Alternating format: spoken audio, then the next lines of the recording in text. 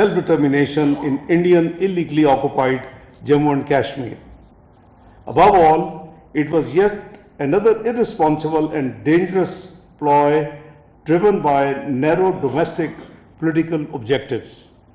Excellencies, ladies and gentlemen, India failed on all accounts.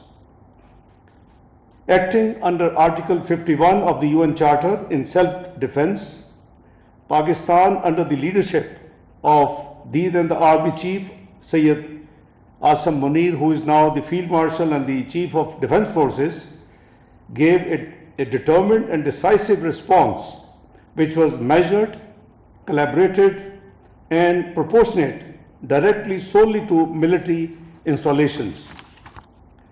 Pakistan's resounding success in drowning off several Indian fighters, jets, and drones under the leadership of the Air Chief Marshal Zahir Ahmad Babar Sidhu and the neutralization of multiple military targets is an indisputable reality. These facts are widely documented and acknowledged and stand as a matter of record beyond the reach of misinformation or propaganda. Pakistan Navy was also alert and ready for any challenge under the leadership of Admiral Naveed Ashraf. Excellencies, ladies and gentlemen, through its resolute response, Pakistan reaffirmed that the only acceptable normal in international relations in respect for the principles enshrined in the UN Charter, including sovereignty, territorial integrity, and political independence. It was also established that the regional peace and stability will not be held hostage to the politics of hatred and division, and that Pakistan will defend every inch of its territory while safeguarding its citizens. We commend the role and efforts of President Trump in helping achieve a ceasefire and in bringing South Asia back from the brink of an unprecedented disaster. We also remain appreciative to the constructive role played by the Kingdom of Saudi Arabia, Turkey, as well as our other friendly countries in the region and beyond. Excellencies, the events of last year once again underscored that the unresolved Jammu and Kashmir dispute continues to undermine peace and security in the entire South Asia. We must ensure renewed and concerted efforts under United Nations auspices to secure a just, lasting, and peaceful resolution of this dispute in accordance with the relevant Security Council resolutions and the aspirations of the Kashmiri people. India's illegal and unilateral decision to hold in abeyance the Indus Water Treaty and its weaponization of water is also a matter of great concern for the international community. The treaty provides no basis for such unilateral actions. India's move undermines a fundamental pillar of regional stability and has serious implications for the peaceful management of shared resources. The National Security Committee of Pakistan made it very clear that any attempt to stop or divert the flow of water belonging to Pakistan under the Indus Water Treaty will be considered as an act of war.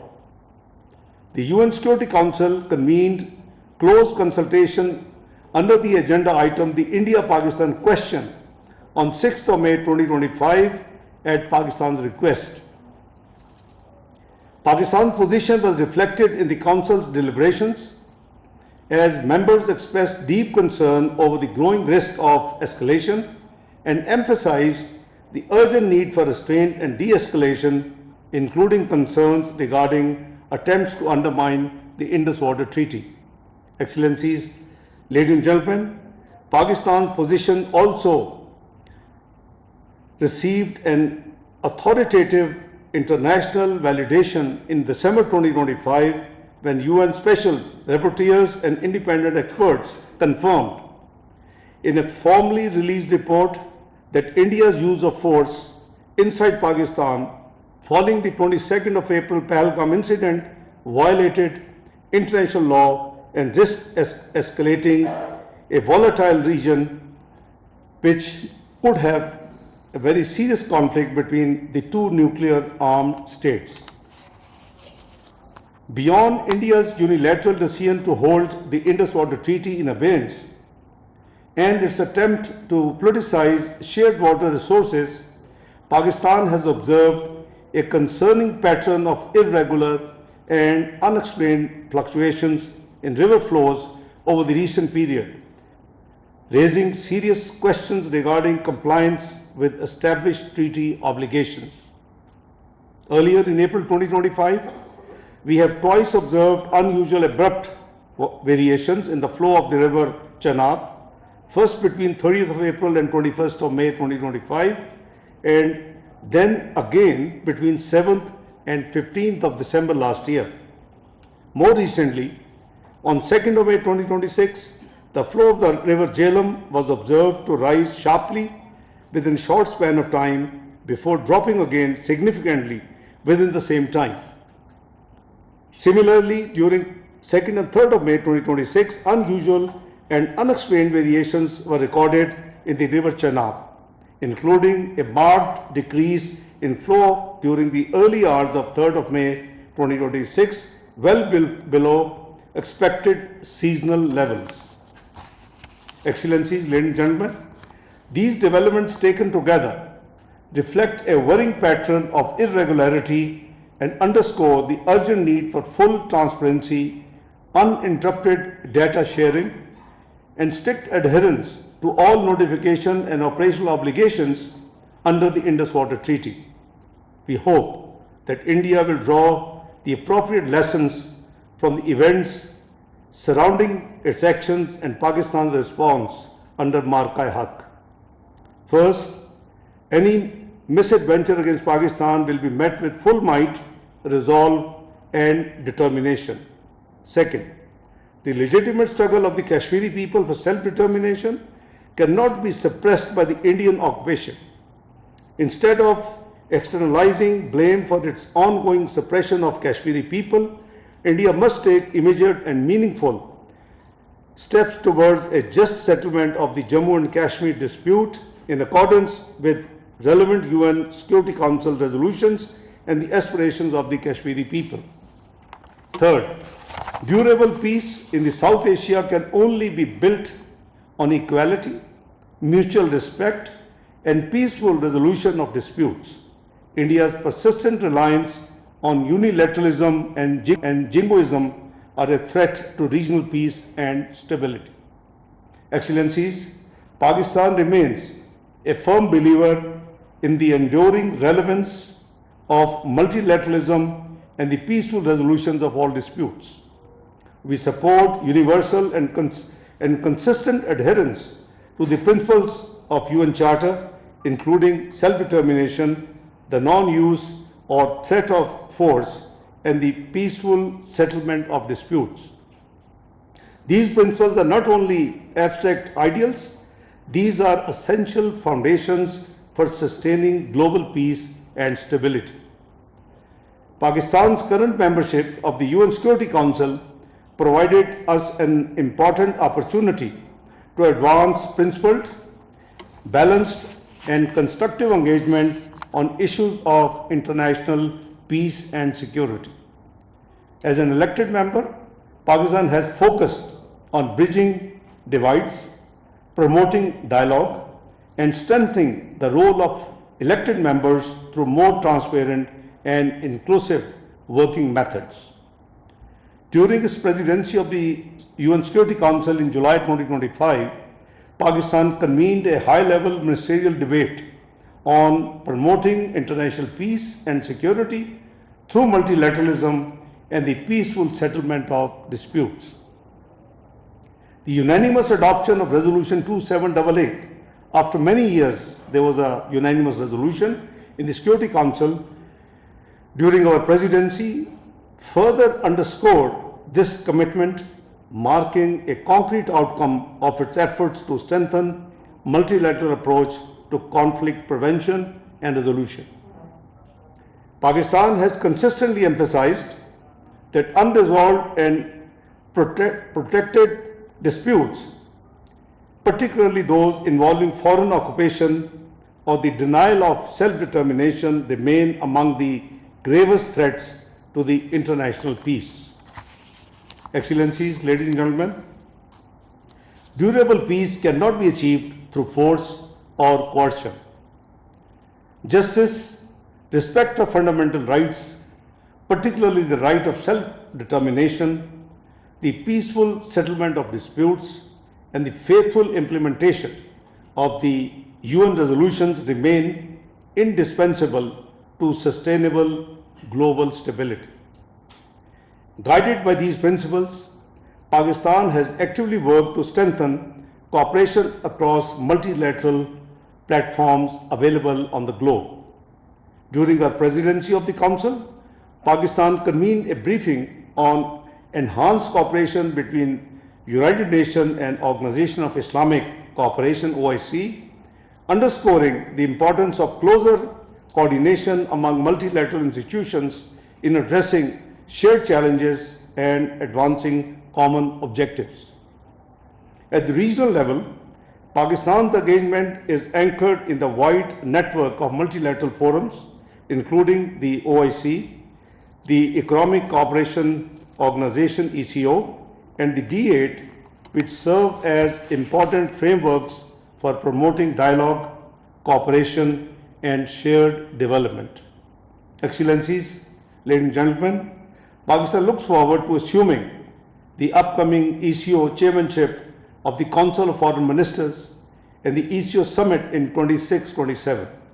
This will provide an important opportunity to further advance regional economic integration and connectivity. Pakistan also continues to play an active and constructive role within Shanghai Cooperation Organization (SCO). Pakistan will assume the chair later this year and will host the summit of the heads of state next year in 2027. Pakistan aims to deepen regional cooperation across Eurasia, particularly in trade, connectivity, security, and sustainable development. Building on these engagements, Pakistan is deepening its partnership with Central Asian states across diverse sectors, particularly in connectivity, trade, energy, cooperation, and infrastructure development. Excellencies, ladies and gentlemen, Pakistan's continued collaboration with its all-weather strategic partner China, including through the China-Pakistan Economic Corridor, generally known as CPEC, remains a key pillar of its regional connectivity agenda, contributing to shared prosperity, development, and economic integration. In parallel, Pakistan maintains a broad and constructive partnership with the European Union, encompassing political dialogue, trade, development, cooperation, and climate-related priorities, reflecting a shared commitment to stability, sustainability, and inclusive and shared growth. In Africa, Pakistan's engagement is rooted in historic ties of solidarity and shared struggles for self-determination and respect for sovereignty. Pakistan continues to advance for African perspectives to remain central in the Security Council's deliberations while supporting African-led peace and security initiatives, particularly those of the African Union and sub-regional organizations. Pakistan's peacekeepers serving under the United Nations have made and continue to make important contributions to peace and stability across the continent. Excellencies, ladies and gentlemen, Pakistan remains supportive of initiatives aimed at strengthening multilateral cooperation, including the Global Governance Initiative, which seeks to make the global governance system more responsive to the needs and aspirations of the developing countries while addressing shared global challenges. In the Middle East, Pakistan, together with other 8 Arab and Islamic countries, remains committed to advancing the comprehensive plan to end the Gaza conflict in line with Security Council Resolution 2803. In pursuance of this objective, Pakistan joined the Board of Peace in January 2026 when Prime Minister of Pakistan Shehbaz Sharif formally signed the Board of Peace document, which seeks to facilitate implementation of the Gaza peace plan and support the reconstruction of Gaza in the near future.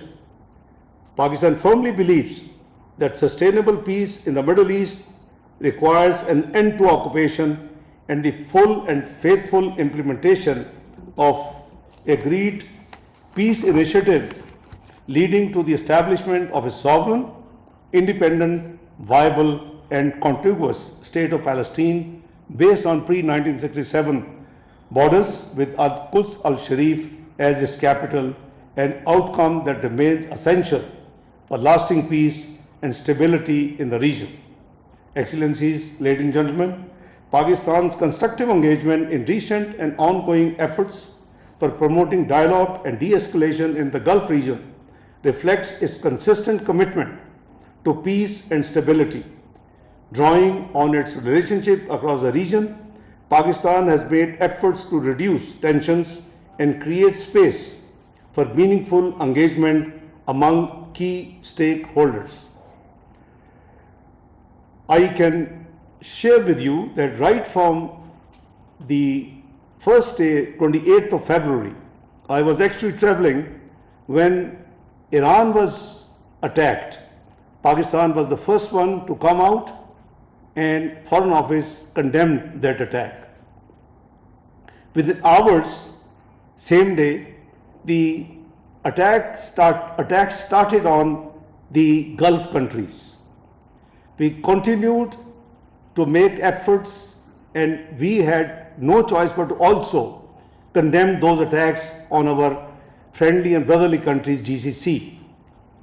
Since that day, we have been continuously making efforts with all the stakeholders and particularly US and Iran to sit and negotiate between them and reach to a truce and end this conflict.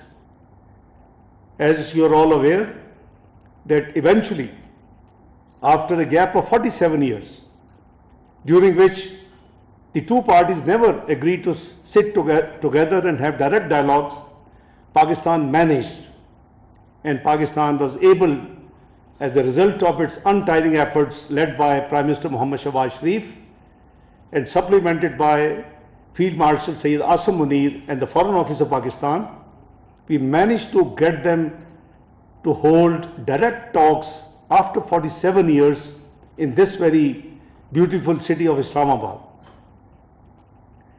It was a marathon session of 21 hours, which started in the afternoon of 10th and ended early hours of 11th of April. I'm happy to say that things proceeded and progressed very, very positively, but the parties needed to go back to their capitals and the leadership for the consultation. So they left on 11th. We as facilitator and mediator tried to do a duty for the region and beyond. I think they made very good progress by 11th morning, but as I said, they had to leave and consult. What did we achieve? At least even before the negotiations started, we managed to convince for a ceasefire.